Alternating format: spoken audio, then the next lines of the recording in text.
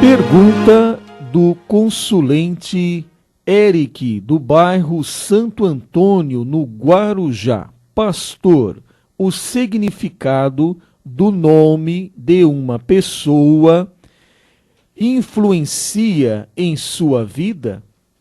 Pergunto, pois muitos personagens bíblicos tiveram inclusive seus nomes trocados, pois o seu significado era mau. Apesar da colocação do nosso consulente, nós queremos responder que não há nenhuma relação direta de nossas atitudes com relação aos nossos nomes. Uma pessoa pode ter um nome muito bonito e viver em modo muito bagunçado. Na Bíblia, o nome tem uma importância muito grande, pois o significado literal pode revelar uma missão. É assim, por exemplo, que Samuel, que significa chamado por Deus, Jeremias, que significa é exaltado, Jesus, que significa Salvador ou salvação, são nomes bíblicos que tiveram a sua correspondência na sua forma de viver. Portanto, dar um nome bíblico a uma pessoa não provoca um efeito mágico, mas pode ser simbólico. O significado do nome não determina o destino da pessoa, mas sim suas escolhas. Aí está, suas escolhas não determinam um destino para a pessoa, mas suas escolhas.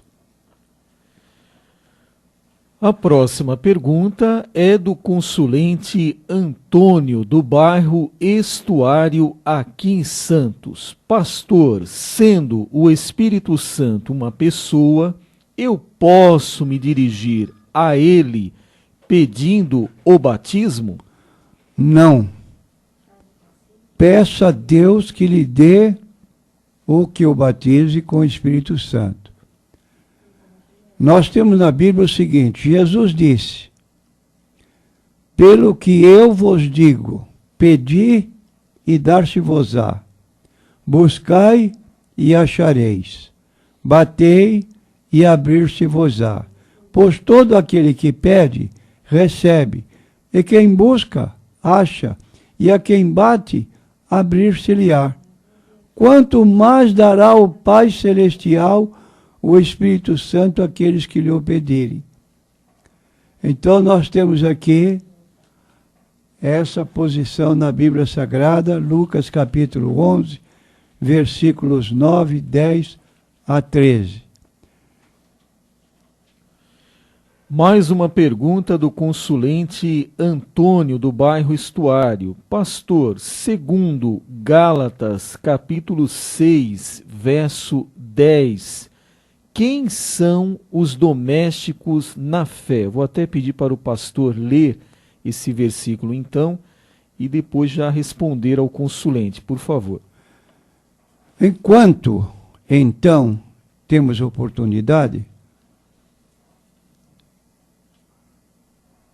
façamos bem a todos, mas principalmente aos domésticos da fé. É o que diz o texto de Gálatas 6,10. Agora, a pergunta que surge é, o que é doméstico? É aquilo que é concernente à vida de uma família. Familiar, caseiro, íntimo. Trazendo para a nossa realidade pessoal, são as pessoas, primeiramente, da nossa família física, genética, depois, para nós evangélicos, são os nossos irmãos em Cristo, começando da igreja, onde congregamos, e depois se espalhando para o corpo de Cristo, espalhado pela face da terra. A próxima pergunta é do consulente José Luiz, do distrito de Vicente de Carvalho. Uma pergunta aqui, no mínimo, curiosa. Pastor, quando Satanás se rebelou, por que Deus já não o aniquilou definitivamente? Está escrito em Deuteronômio 29, 29, as coisas encobertas pertencem ao Senhor nosso Deus, porém as reveladas pertencem a nós e a nossos filhos para sempre, para que cumpramos todas as palavras desta lei. Então não adianta tentar entender os mistérios de Deus. A palavra diz que pela morte de Cristo, ele aniquilou o diabo e nos livrou do império das trevas. Então havia esse cuidado da parte de Deus, não apenas acabar com o tipo maligno do diabo, mas prover salvação para toda a humanidade. Então, repetindo, Hebreus capítulo 2, 14, e visto como os filhos participam da carne e do sangue, também Jesus participou das mesmas coisas, para que pela sua morte aniquilasse o que tinha o império da morte, isto é, o diabo. E se o meu consulente ler Apocalipse capítulo 20, versículo 10, está lá bem claro. E o diabo que os enganava foi lançado no lago de fogo, e de dia e de noite serão atormentados para todo sempre. De modo que o castigo dele está lá bem patente.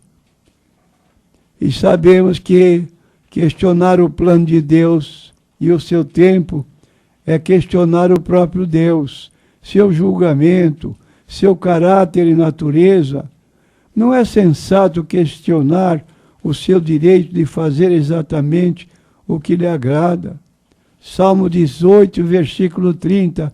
Qualquer plano que venha da mente do Todo-Poderoso é o melhor plano possível.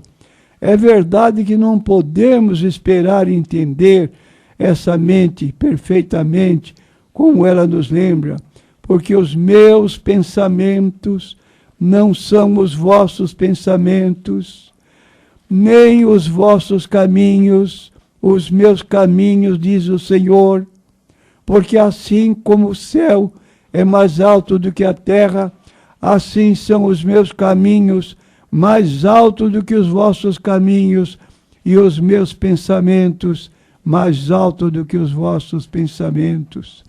Isaías 55, versículos 8 e 9. No entanto, a nossa responsabilidade para com Deus é obedecer a Ele, confiar nele, submeter-se à sua vontade, quer entendamos ou não.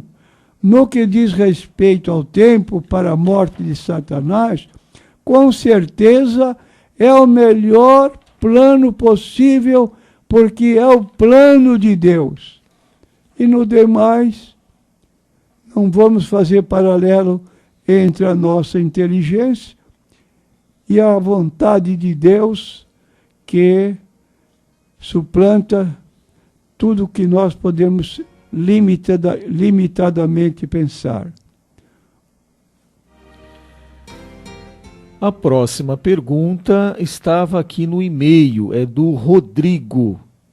Pastor, como recuperar a confiança de um fiel depois que o mesmo viu coisas erradas em sua congregação?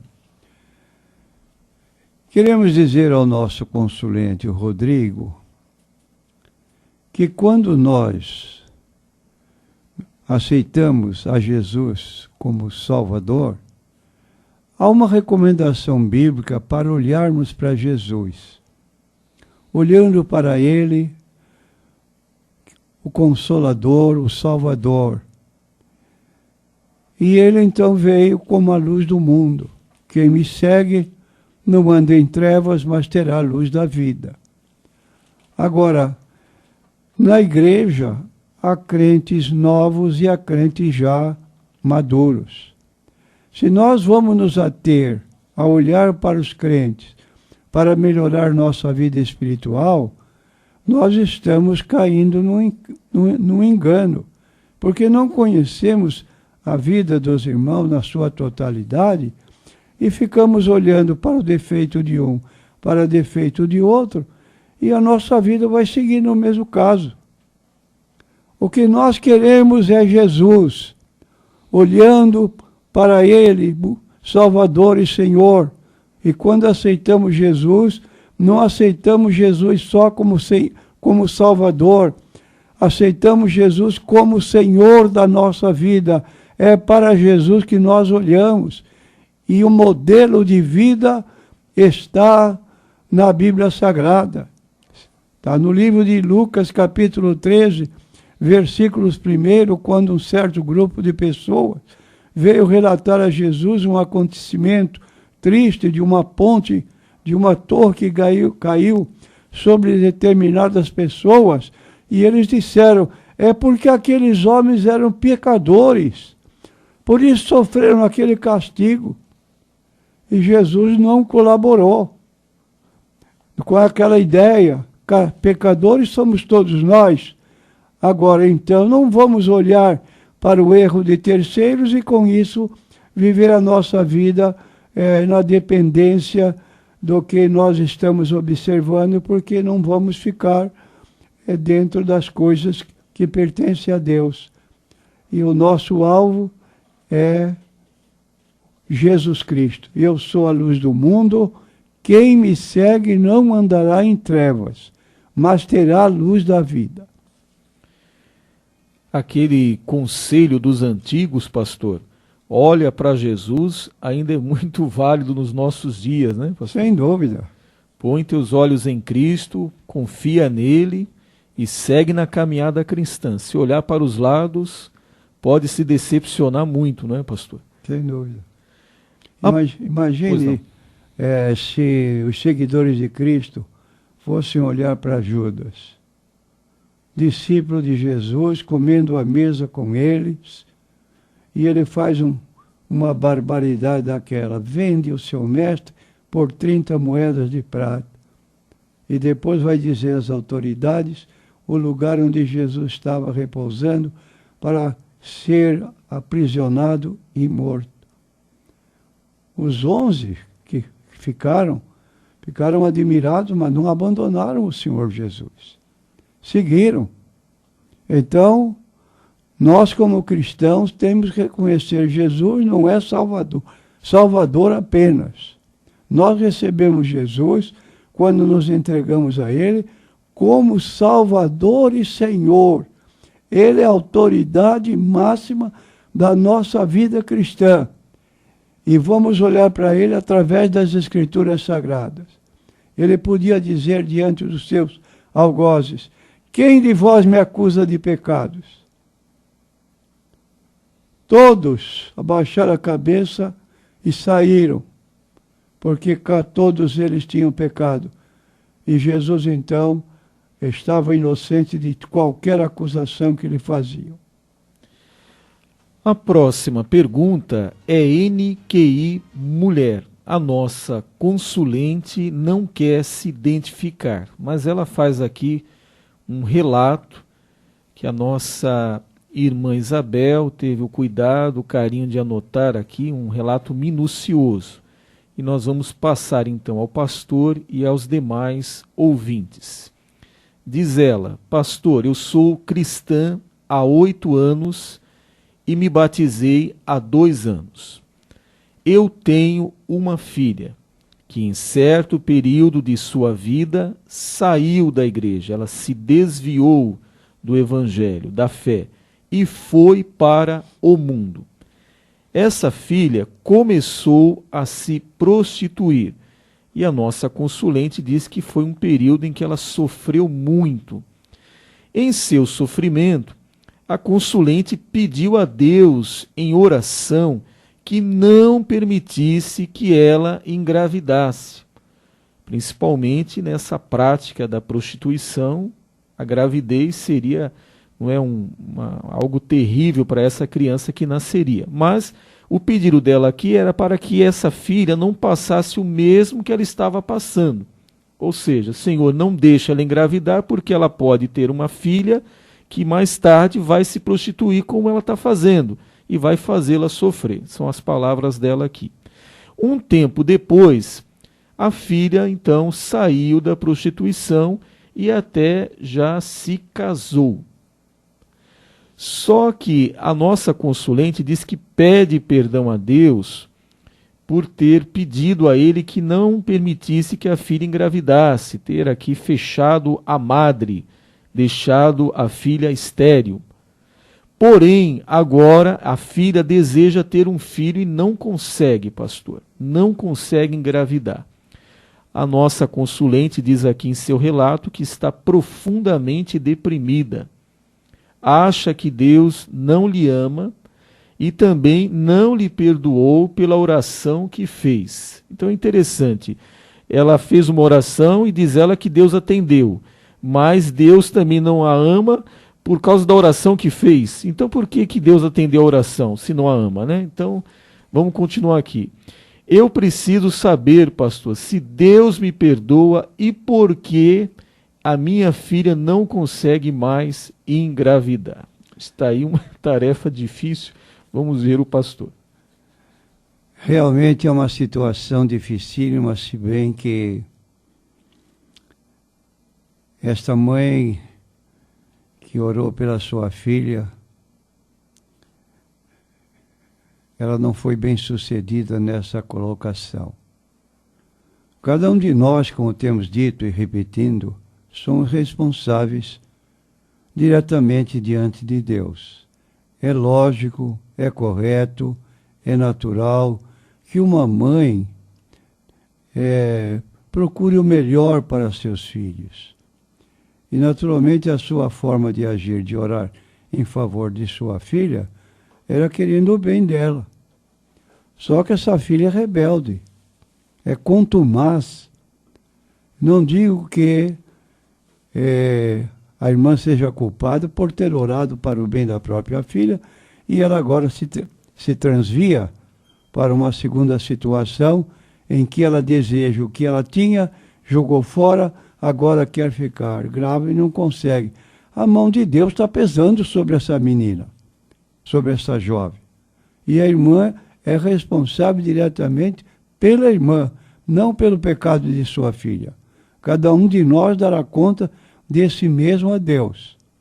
Então essa sua filha, agora contrair matrimônio, ela vai passar por um período que ela procurou. Ela é pessoalmente responsável. Cada um de nós dará conta de si mesmo a Deus. E fique, meu irmão, descansada, porque a senhora não pediu a Deus, disse que Deus respondeu, e a sua filha jogou fora o presente que ela tinha recebido. E agora está numa situação difícil e a senhora não tem responsabilidade nenhuma, porque não pesou a sua vontade, pesou a vontade pessoal dela. Logo, ela dá contas a Deus do que ela faz. Vamos esperar que Deus possa trabalhar nessa vida, que essa incredulidade possa desaparecer e ela voltar-se a Deus como filho pródigo. Gastou tudo que tinha lá fora, na sua orgia. Depois pensou quantos pães, quantos empregados têm pães em abundância na casa do meu pai, e eu aqui estou perecendo de fome. Vai ser um semelhante a isso. Quando ela cair em si, ela vai se lembrar da casa paterna e vai voltar para sua mãe.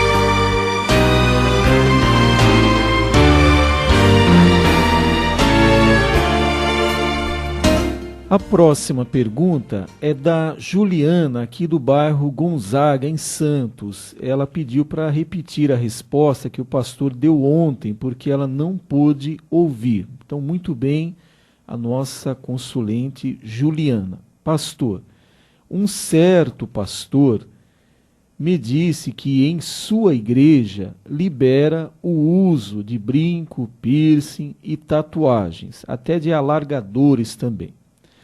O que dizer sobre isso, pastor?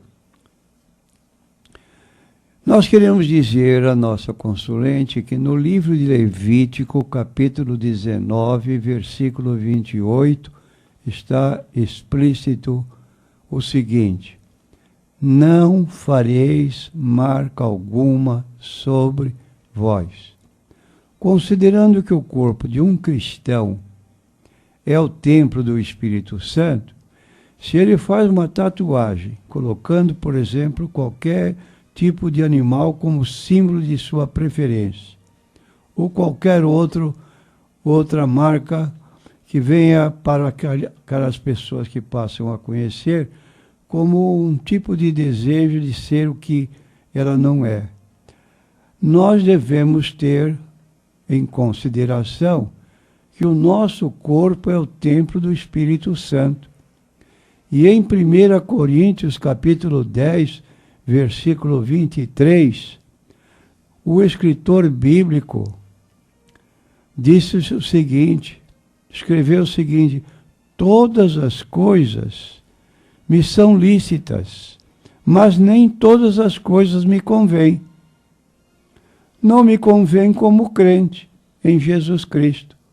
Logo, abdica, despreza essa oportunidade, mesmo que a pessoa possa encontrar alguém. Não, na Bíblia não existe nada a esse respeito. E eu digo à nossa consulente, é melhor chegar no céu e ouvir de Jesus que poderia ter feito e não fiz, porque por fazer não chegaria ao céu.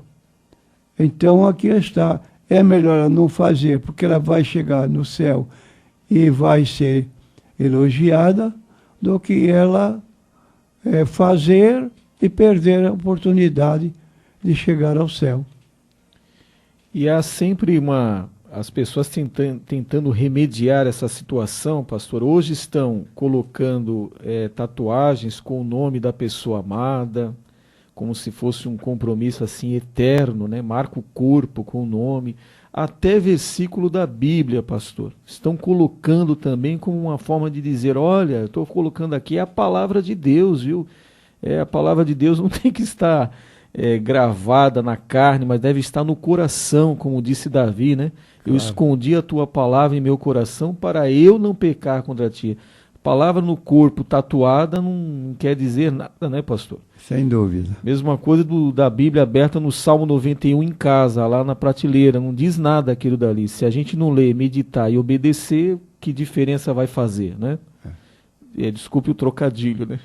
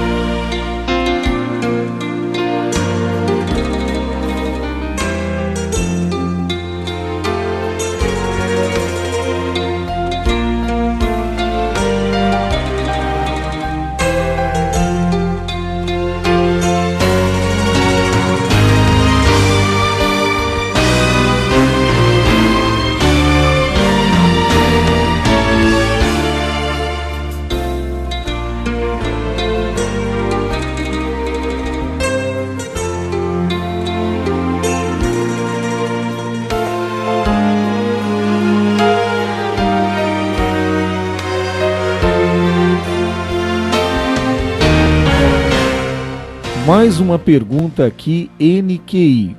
Mulher, a nossa consulente, ligou e fez aqui várias perguntas, na verdade. Nós vamos responder o que for possível hoje e amanhã o pastor responderá as demais, se assim Deus permitir. A irmã pergunta assim para o pastor: Pastor, é possível dizer que esses escândalos no governo é sinal do fim dos tempos, pastor?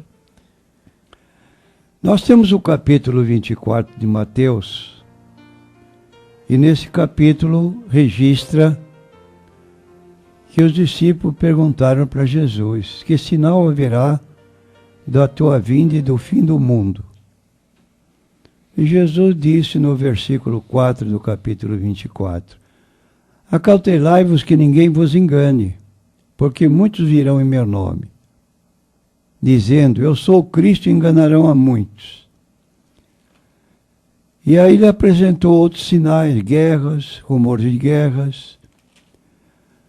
Se levantará nação contra nação, reino contra reino. Todas essas coisas são princípios de dores. Então vos hão de entregar para seres atormentados, matar-vos-ão, sereis odiados de todas as gentes por causa do meu nome. Neste tempo muitos se escandalizarão, e por se multiplicar a iniquidade, o amor de muitos esfriará.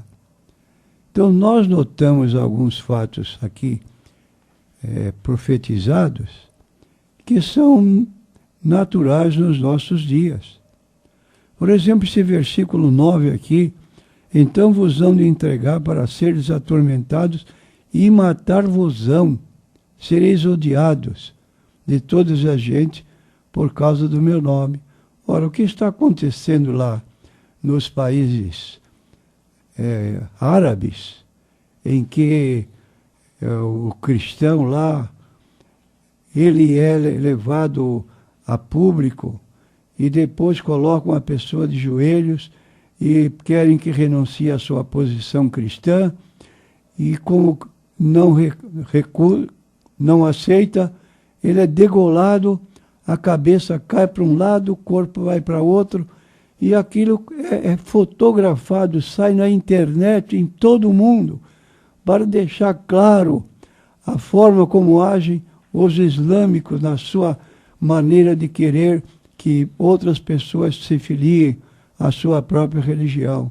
Isso aqui é uma notoriedade que é incabível nós tomarmos conhecimento. Até então não havia espetáculos para serem exibidos em todo o mundo de mortandades de modo violento, mas está ocorrendo. O que nós vemos também nas cidades, São Paulo e outras cidades do Brasil, uma colocação que ninguém mais pode sair à rua, não sabe quando vai encontrar o bandido, a pessoa que está espreitando para levar à morte, e é todo dia,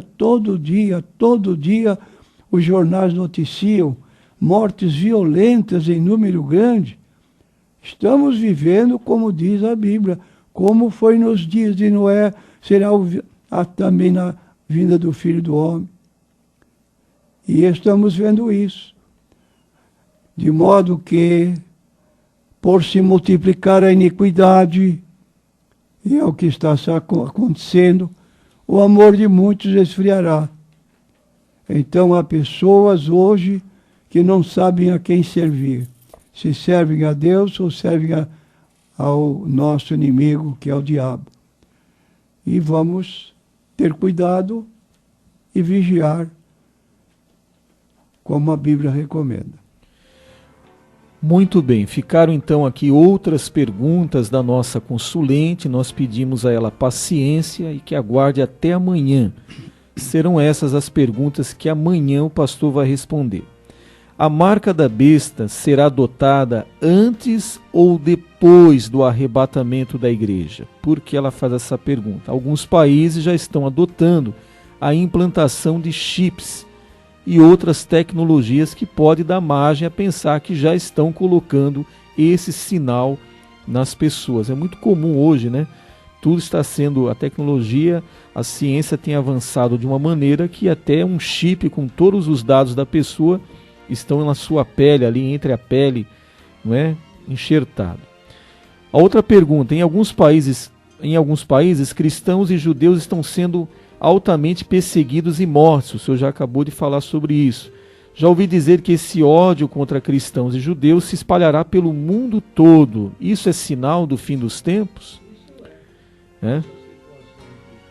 Há anos atrás era só local, que nós não tínhamos conhecimento de ocorrência desse tipo. Hoje não é mais, é só para aquele país. Mas é universal, através da televisão, vai a todo lado, qualquer lugar. E isso é um acontecimento extraordinário, quer dizer, extraordinário no conceito do mal, como a iniquidade está se multiplicando a nível inqualificado. Não somos animais irracionais, somos seres humanos criados à imagem de Deus, e o que está sendo feito é coisa de francamente, não saber se é humano, se é animalesco. Animalesco, porque essa maldade excede a tudo que se pode conceber. Está parecendo aquele período da Segunda Guerra Mundial, que os alemães matavam por qualquer coisa, não é?